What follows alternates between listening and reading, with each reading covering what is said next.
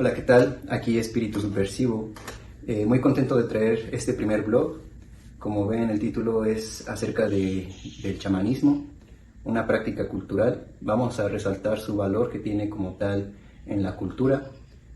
También adversidades que se presentan ante esta práctica, como lo es la globalización, la transculturación y también la apropiación cultural. Como resultado de esto, pues se da el famosísimo neochamanismo, o también aquello que se ha denominado como espiritualidad New Age. Entonces comenzamos con la primera parte. El concepto chamán proviene de una lengua llamada Tungus, proveniente de Siberia. Se pronuncia Shaman o Shaiman. Y este concepto describe a un humano que a través de técnicas, ya sea de flagelación, de danza, de consumo de sustancias alteradoras del sistema nervioso, llega a estados extáticos con los cuales él se puede conectar con un medio irracional o no explicable por los sentidos comunes, sino una experiencia que trasciende la experiencia humana normal, cotidiana. El uso de este concepto es aplicable para aquellos que se dedican a hacer curaciones. Sin embargo, existe un error en este caso, que es querer abarcar tantos conceptos, por ejemplo, de curandero, de hierbero, de sobador, de hechicero. Todos estos se les quiere que quepan en el término chamán, y ahí está el primero de los problemas, que el chamán únicamente no es necesariamente ni un curandero o un hechicero o la confusión mezcla de todos estos. Ahí se encuentra uno de los primeros problemas del uso del término chamán. Este concepto se hizo famoso en la última década del siglo XX, debido a las investigaciones de los antropólogos que tuvieron sus viajes hacia allá, y a partir de esas exploraciones el término se empezó a expandir en el medio donde estos antropólogos publicaban sus investigaciones. Así también se puede inferir que a partir de estas investigaciones el término se empezó a aplicar a otras personas que no pertenecían a Siberia. Entonces se dio el caso que para la creciente oleada hippie en los 60, el término se empezó a asimilar más que nada con la charlatanería, así también con consumo de sustancias psicoactivas. A partir de esto también se dio el fenómeno, por lo menos aquí en México, de que se dio a conocer la tradición de los usos psicoterapéuticos en Cuautla de Jiménez. En este caso, María Sabina se le atribuyó el término pues, de chamana. Y bueno, aquí es donde empezamos a ver la confusión que existe del uso de este concepto dentro de entornos distintos. A partir de esto entra la primera cuestión, la cual es, entonces, ¿qué sería María Sabina si no es una chamana? Pues simplemente en el idioma mazateco tenemos una palabra que ya está, ya designa su función. Esta palabra es shinaje, y por lo cual no cabe duda en que tal vez alguien que no conozca este concepto, lo más fácil sea llamarle chamán, ¿no? Pero lo más aceptable, lo más viable es llamar shinaje, en este caso en mazateco, a la función social, cultural que tiene María Sabina, bueno, que tuvo en su entorno.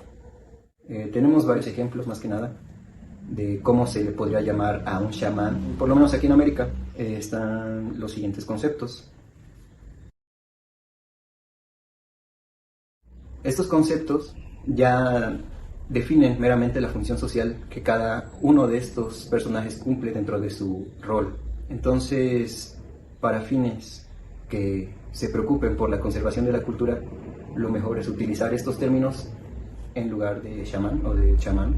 Sin embargo, como tal, esta generalización nos permite comprender alguna de las funciones que tiene este tipo de personajes que se dedican ya sea a curar en medio psicoterapéutico, en medio medicinal con plantas originarias, o también con estados extáticos provocados por consumo de sustancias psicoactivas o de estados alterados de conciencia, pero dados sin necesidad de plantas o de sustancias psicoactivas. Entonces, ¿qué es el chamanismo? El chamanismo es una práctica que conlleva estados alterados de conciencia, con y sin sustancias psicoactivas, porque un estado alterado de conciencia se puede llegar también a través de la danza, a través del canto, a través de olores, a través de prácticas rituales, no necesariamente de dolor, pero existen otros métodos a llegar a estados alterados de conciencia, como es la meditación, como son los baños de vapor, de temazcal. Se debe de comprender que si vamos a definir al chamanismo, necesariamente tenemos que entender el valor cultural que tienen, porque para llegar hasta este punto de la historia donde estos conocimientos sigan trascendiendo, sigan poseyendo su simbolismo, el que la gente lo siga avalando, que siga respetando esa función, nos da a entender que debe de continuar ese legado, independientemente si se puede explicar mediante algún método científico. No debemos de dejarnos llevar por si no se puede comprobar mediante números, mediante tablas, no significa que sea real, porque ahí también estamos cayendo en una violencia epistémica. Estamos queriendo medir prácticas con métodos que no necesariamente sirven para medir ese tipo de prácticas. Debemos de ser conscientes de aquello y bueno, el chamanismo en este sentido también debe de entrometerse a colaborar con estos nuevos investigadores, aunque es cierto que hay practicantes o poseedores de aquellos conocimientos que lo resguardan únicamente, pues no lo van a compartir. Y bueno, también eso se respeta, pero debe de caer en conciencia que muchos conocimientos mueren por eso. Y bueno, eso es una parte muy importante del legado del chamanismo. Tiene un legado cultural y bueno, pueden existir, y obviamente existen, personas que se dediquen a estafar, a engañar. Esto ya da punta al siguiente apartado que vamos a presentar.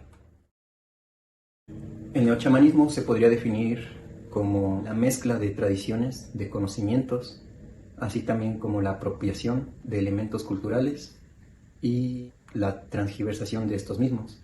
Un ejemplo sería que una persona originaria de Canadá buscará en México, por ejemplo, ceremonias originarias de acá, y que a partir de aquello esta persona se animara a copiar, a apropiarse de lo que vivió y llevárselo a su lugar de origen, pero ni siquiera tendría los conocimientos adecuados y bueno, el tomar únicamente los símbolos, ya sea ropa, instrumentos musicales o también los que se utilizan como para prender el fuego, para estos tipos de acciones más simbólicas.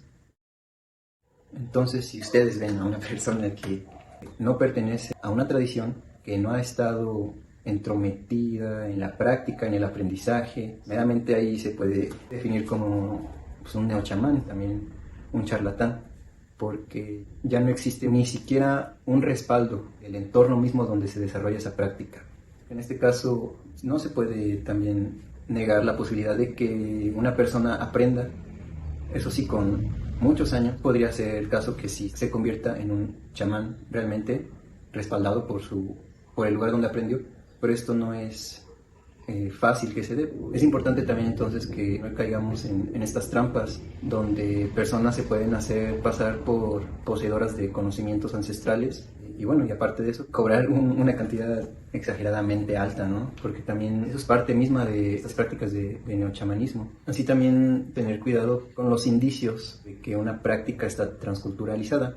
En este caso, lo que se hace en las limpias, pues se mezclan a los santos con conocimientos de herbolaria tradicional.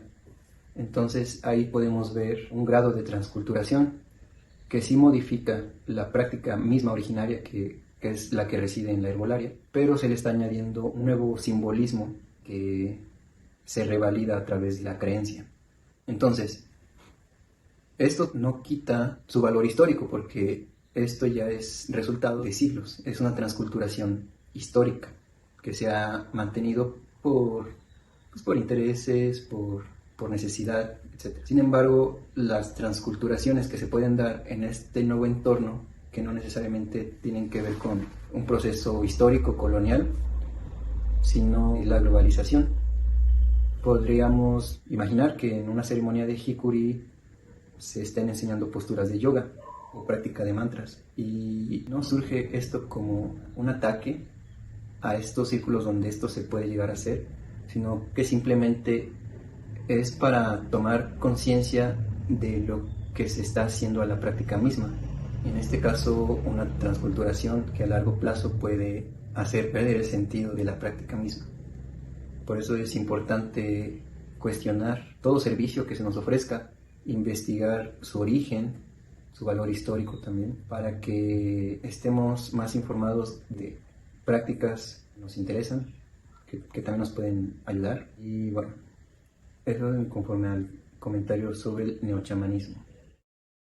Me gustaría plantear estos cuestionamientos. ¿Qué le espera al legado cultural chamánico en un mundo donde los medios de comunicación nos pueden influenciar tanto que quisiéramos tener todo, aprender todo, apropiarnos de muchas cosas para nuestro desarrollo personal? ¿Qué provecho se le puede sacar sin que se llegue a caer en la transculturación, sin llegar a caer en apropiación cultural?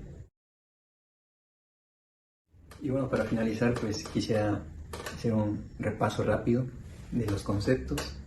Chamán, pues es, ya saben, un término siberiano de la lengua tungus.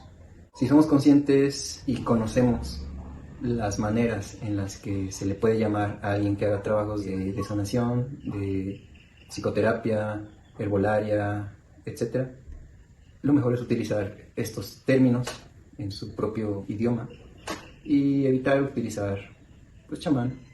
También a la vez sabemos que es descontextualizante y con fines prácticos lo podemos utilizar para entablar conversaciones, para nutrir nuestra experiencia en el diálogo, en el desarrollo del pensamiento crítico.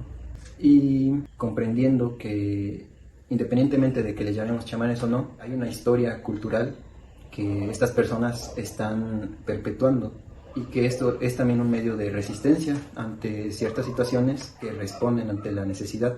Hay un conocimiento tradicional, hay un valor histórico en cada una de estas prácticas y lo más necesario ahora en estos tiempos es tratar de hacer que sigan siendo practicadas en su entorno sin perder su valor, porque también estas prácticas mismas mantienen puntos de una identidad cultural, una identidad comunitaria. Entonces, desde este punto es preferiblemente atender el cuidado de estas prácticas a intentar derrocarlas. Derrocar a los neochamanes, sí, pero a quienes realmente poseen un valor cultural, un conocimiento, un legado, ahí es donde tenemos que tener cuidado. Y bueno, este trabajo, este video, se basa un poco en un artículo que escribí. Se los voy a dejar ahí en un link abajo. Igualmente voy a subir una carpeta de bibliografía donde recopilé los textos más importantes que me ayudaron a hacer este video. Entonces, muchas gracias por ver este video y nos vemos próximamente.